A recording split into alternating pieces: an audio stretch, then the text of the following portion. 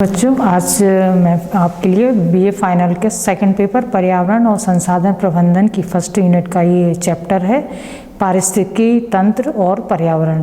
पर्यावरण हम जानते हैं, हमारे आसपास के फैले आवरण को हम पर्यावरण कहते हैं। और पृथ्वी पर निवास करने वाले समस्त जीव जंतु अपने पर्यावरण के साथ जो भी अंतर संबंध स्थापित करते हैं या जो भी सामंजस्य करते हैं या कैसे करते हैं, उसको हम पारिस्थितिकी या पारिस्थितिकी तंत्र कहते हैं। तो उसी के बारे में आज हम जानकारियाँ एकत्रित करेंगे। तो इसमें देखते हैं सबसे पहले पर्यावरण के बारे में। तो पृथ्वी पर हमारे चारों ओर पाए जाने वाले जल, वायु, भूमि, पेड़ पौधे और जीव जंतुओं के समूह को हम पर्यावरण कहते हैं। पर्यावरण में सभी जैविक अजैविक घटक आपस में अंतःक्रिया करते हैं और इन सभी क्रियाएं जिस तंत्र में संचालित होती हैं उसे हम पारिस्थितिकी तंत्र कहते हैं। पारिस्थितिकी तंत्र का सर्वप्रथम जो उपयोग है वो A.G. टांसले द्वारा 1935 में पारिस्थितिकी तंत्र की परिभाषा प्रस्तावित की गई थी, जिनमें इनके अनुसार पारिस्थितिकी तंत्र भौतिक तंत्रों का एक विशेष प्रकार होता है जिसकी रचना जैविक और अजैविक घटकों द्वारा होती है। इनके अनुसार पारिस्थितिकी तंत्र खुला तंत्र होता है और इन्होंने पारिस्थितिकी तंत्र को दो भागों में विभाजित किया है, प्राकृतिक और कृत्रिम। प्राकृतिक पारिस्थितिकी तंत्र में तालाब, वन, झील प्राकृतिक पारिस्थितिकी तंत्र के उदाहरण हैं, जबकि खेत और बगीचा कृत्रिम पारिस्थितिकी तंत्र के उदाहरण हैं। आगे हम जैव विविधता के बारे में देखते हैं। जीवों में पाए जाने वाली विविधता को हम जैव विविधता कहते हैं। इसमें सूक्ष्म से सूक्ष्म जीव से लेकर विशाल से विशाल जीव सम्मिलित होते हैं। इनको भी W.G. रोसेल द्वारा इसको जो नाम दिया गया है, वो जैव विविधता का जो नाम है वो W.G. रोसेल द्वारा दिया गया है। यह एक जैविक संगठन के प्रत्येक स्तर पर उपस्थित विविधता को दर्शाता है। इसका अध्ययन तीन रूप आनुवांशिक विविधता, जाति विविधता और पारिस्थितिकी विविधता में किया जाता है, परंतु आजकल मानवीय क्रियाकलापों से जैव विविधता का जो नाश हो रहा है उससे कहीं ना कहीं हमारे जीवन में भी इसका नुकसान होता है और कहीं ना कहीं प्राकृतिक आवासों का ह्रास, वनों की कटाई, शिकार, प्राकृतिक संसाधनों का अत्यधिक दोहन, औद्योगिकरण, नगरीकरण जैव विविधता के विनाश के कहीं ना कहीं प्रमुख कारण हैं। हम देखते हैं पारिस्थितिकी तंत्र क्या है। तो जीवों और उनके भौतिक वातावरण के परस्पर क्रिया को एक समुदाय के रूप में पारिस्थितिकी तंत्र को परिभाषित किया गया है। इसकी परिभाषा जो है वो एक पारिस्थितिकी तंत्र प्रकृति का एक खंड है जिसमें जीवित प्राणियों का एक समुदाय होता है और भौतिक पर्यावरण दोनों के बीच सामग्रियों का आदान प्रदान करते हैं।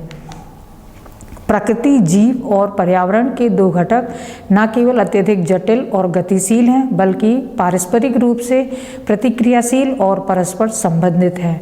पारिस्थितिकी विभिन्न सिद्धांतों से संबंधित होती है जो जीवों और उनके पर्यावरण के बीच संबंधों को नियंत्रित करते हैं। इसकी जो परिभाषा है पारिस्थितिकी तंत्र की, कई विदेशी वैज्ञानिकों ने भी, जैसे फ्रांस के वैज्ञानिकों ने जो परिभाषा दी है वह है पारिस्थितिकी शब्द का उपयोग परिवार, समाज और समुदाय के भीतर जीवों के संबंधों के अध्ययन के लिए किया जाता है, जबकि जैक्सन महोदय ने पारिस्थितिकी शब्द उन संबंधों के अध्ययन के रूप में परिभाषित किया है जो जीवों और उनके पर्यावरण के बीच इलाके की प्रकृति, तापमान और मात्रा के संबंध में मौजूद है। इस प्रकार पारिस्थितिकी शब्द जीवों और पर्यावरण के साथ उनके संबंधों का अध्ययन है। पारिस्थितिकी तंत्र के क्षेत्र और महत्व, तो टेलर महोदय ने 1936 में पारिस्थितिकी तंत्र को परिभाषित करते हुए बहुत ही इसे सही ढंग से परिभाषित किया है कि पारिस्थितिकी कृषि फसल रोटेशन, खरपतवार नियंत्रण, घास के मैदानों के प्रबंधन, श्रेणी प्रबंधन, वानिकी, जैविक सर्वेक्षण, कीट नियंत्रण, मत्स्य जीव विज्ञान, मिट्टी, वनजीव, वन, जल आपूर्ति, नदियाँ, झील आदि जल निकायों के संरक्षण में महत्वपूर्ण भूमिका निभाती है। मतलब टेलर महोदय के अनुसार पारिस्थितिकी जो है वो इन सभी क्षेत्रों में अपनी एक महत्वपूर्ण भूमिका निभाती है। एक पारिस्थितिकी तंत्र को एक जैविक समुदाय और इससे संबंधित अजैविक वातावरण से बना एक गतिशील इकाई के रूप में टेलर महोदय ने परिभाषित किया है। पारिस्थितिकी तंत्र भी हमेशा अपने जैविक और अजैविक घटकों में परिवर्तन के दौर से गुजरते हैं। इनमें कुछ परिवर्तन पहले पारिस्थितिकी तंत्र के एक घटक की स्थिति में बदलाव के साथ शुरू होते हैं, जो कभी कभी संबंधों के कारण अन्य घटकों में बढ़ जाते हैं और कम हो जाते हैं। हम देखते पारिस्थितिकी तंत्र के प्रकार। तो पारिस्थितिकी तंत्र मुख्यतः दो प्रकार से होती है, प्राकृतिक पारिस्थितिकी तंत्र और कृत्रिम पारिस्थितिकी तंत्र। तो प्राकृतिक पारिस्थितिकी तंत्र वह होते हैं जो प्राकृतिक रूप से संतुलित रहते हैं। इन पर मनुष्य का अधिक हस्तक्षेप नहीं रहता है और इनको भी कई भागों में या आवासीय स्थिति के आधार पर इन्हें कई भागों में या कई प्रकारों में विभाजित किया जाता है, जिसमें है स्थलीय पारिस्थितिकी तंत्र। स्थलीय पारिस्थितिकी तंत्र वो होते हैं जो थल में पाए जाते हैं या स्थल में पाए जाते हैं, वे स्थलीय पारिस्थितिकी तंत्र कहलाते हैं। जैसे वन पारिस्थितिकी तंत्र, मरुस्थलीय एवं घास के मैदान के पारिस्थितिकीय तंत्र। आगे देखते हैं मरुस्थलीय पारिस्थितिकीय तंत्र। तो पृथ्वी के लगभग 70% भाग पर उष्ण मरुस्थल पाया जाता है। यहाँ का पर्यावरण कम वर्षा, अधिक ताप के कारण विशेष होता है। यहाँ पर जल की कमी पाई जाती है। यहाँ की वनस्पति भी विशेष प्रकार की होती है तथा शुष्कता के कारण बालू के स्तूप का सर्वस्त्र विस्तार होता है। मरुस्थलीय क्षेत्र में हम जानते हैं कि जहाँ मरुस्थल वहाँ कटीले झाड़ियाँ और ऊंचा तापमान और कम वर्षा होती है। मरुस्थलीय क्षेत्र की प्राकृतिक वनस्पति जो होती है वह कटीली झाड़ियाँ, छोटे घास व शुष्कता सहन करने वाले वृक्ष होते हैं। मरुस्थलीय क्षेत्र में रेंगने वाले व अन्य जीवों के साथ ऊंट, भेड़, बकरी की संख्या अत्यधिक होती है, जो कम वर्षा तथा कम भोजन पर जीवन व्यतीत कर सकते हैं। इन क्षेत्रों में अपघटक क्रियाएं अपेक्षाकृत कम होती हैं। इन प्रदेशों में पशुपालन के साथ जहां जल उपलब्ध होता है वहां मोटे अनाज की खेती भी हो जाती है। यहाँ तक ये अनुमान लगाया जाता है कि मरुस्थलीय क्षेत्र में जल उपलब्ध हो जाए तो वहाँ उत्तम कृषि हो सकती है, जैसे कि नील नदी की घाटी या थार के इंदिरा गांधी नगरीय क्षेत्र। यथा खेती इन क्षेत्रों में जहाँ पर कम वर्षा पाई जाती है, थोड़ी बहुत वर्षा के कारण जो कृषि होती है वहाँ खेती भी आसानी से की जा सकती है। हम देखते हैं वनीय पारिस्थितिकी तंत्र। पृथ्वी सौरमंडल का एक ऐसा बहुत बड़ा ग्रह है जिस पर कि जीवन संभव है। इसके विस्तृत क्षेत्रों में वनों का विस्तार है।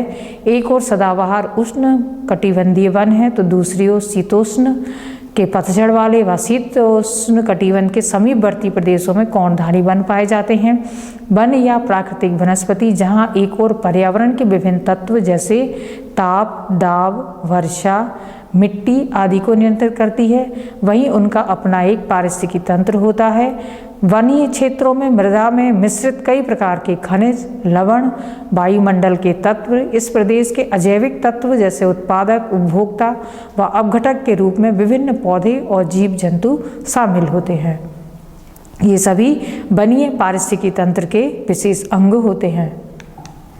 उत्पादन के रूप में वनीय प्रदेशों में विभिन्न प्रकार के वृक्ष होते हैं जो उष्ण, शीतोष्ण व शीत दशाओं के साथ साथ परिवर्तित होते हैं। इन सब के साथ साथ विषुवतीय प्रदेशों में झाड़ियाँ, लताएं आदि भी अधिक संख्या में पाई जाती हैं। प्राथमिक उपभोक्ताओं में विभिन्न प्रकार के जानवर जो वनस्पति का प्रयोग करते हैं, कीट, वृक्षों पर रहने वाले पक्षी। द्वितीय उपभोक्ता में मांसाहारी जीव जंतु पक्षी शामिल होते हैं। मनुष्य भी एक हद तक भक्षक का कार्य करता है क्योंकि वह इन सब चीज़ों का उपयोग करता है। वनस्पति लगातार गिरती रहती है, सड़ जाती है और जब वह मिट्टी में मिल जाती है तो इस प्रकार के जीव जंतु भी जब जीवाणु द्वारा सड़ा दिए जाते हैं तो उनका शरीर अपघटित हो जाता है और अंत में वे भी मृदा में या मिट्टी में मिल जाते हैं। विश्व के उष्णकटिबंधीय वनों की ओर वर्तमान में किसी का ध्यान नहीं है क्योंकि इनका तेजी से हो रहा विनाश कहीं ना कहीं विश्व पारिस्थितिकी तंत्र के लिए बहुत बड़ा खतरा है। आगे हम देखते हैं जलीय पारिस्थितिकी तंत्र। जलीय स्रोतों के पारिस्थितिकी तंत्र को जलीय पारिस्थितिकी तंत्र कहते हैं। या जल में निवास करने वाले जीव जंतु को या जीव जंतु जलीय पारिस्थितिकी तंत्र के अंतर्गत आते हैं। इसे भी दो भागों में विभाजित किया जाता है, अलवणीय जलीय पारिस्थितिकी तंत्र और लवणीय पारिस्थितिकी तंत्र। तो अलवणीय जलीय पारिस्थितिकी तंत्र के अंतर्गत वे जलीय स्थान ये अलवणीय जलीय स्थान का पारिस्थितिकी तंत्र होता है। इसे भी दो भागों में बांटा गया है। पहला बहते जल का पारिस्थितिकी तंत्र, जिसमें झरना, नदी आदि का पारिस्थितिकी तंत्र शामिल होता है। दूसरा आता है रुके हुए जल का पारिस्थितिकी तंत्र, इसमें झील, तालाब, पोखर या गंदा दलदल आदि का पारिस्थितिकी तंत्र शामिल होता है। अब लवणीय पारिस्थितिकी तंत्र के अंतर्गत जिनमें नमक की मात्रा अधिक होती है, वे सभी तंत्र लवणीय पारिस्थितिकी तंत्र के अंतर्गत आते हैं, जिसमें समुद्र, महासागर, खाड़ी आदि इसके प्रमुख उदाहरण हैं लवणीय पारिस्थितिकी तंत्र के। हम देखते हैं, पहला हमने देखा था प्राकृतिक पारिस्थितिकी तंत्र, दूसरा प्रकार पारिस्थितिकी तंत्र का है कृत्रिम पारिस्थितिकी तंत्र।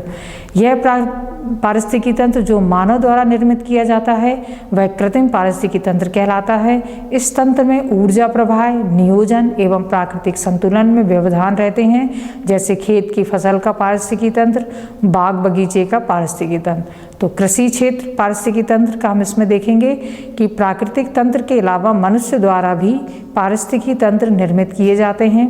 मनुष्य की तकनीकी वैज्ञानिक ज्ञान के कारण प्राकृतिक पर्यावरण के साथ सामंजस्य स्थापित कर नए पारिस्थितिकी तंत्र का विकास किया गया, जैसे कृषि क्षेत्र का पारिस्थितिकी तंत्र। इसमें मनुष्य अधिक से अधिक उत्पादन करने के लिए विभिन्न प्रकार के रासायनिक तत्वों, कीटनाशकों, विभिन्न प्रकार की नई मशीनों का प्रयोग करता है।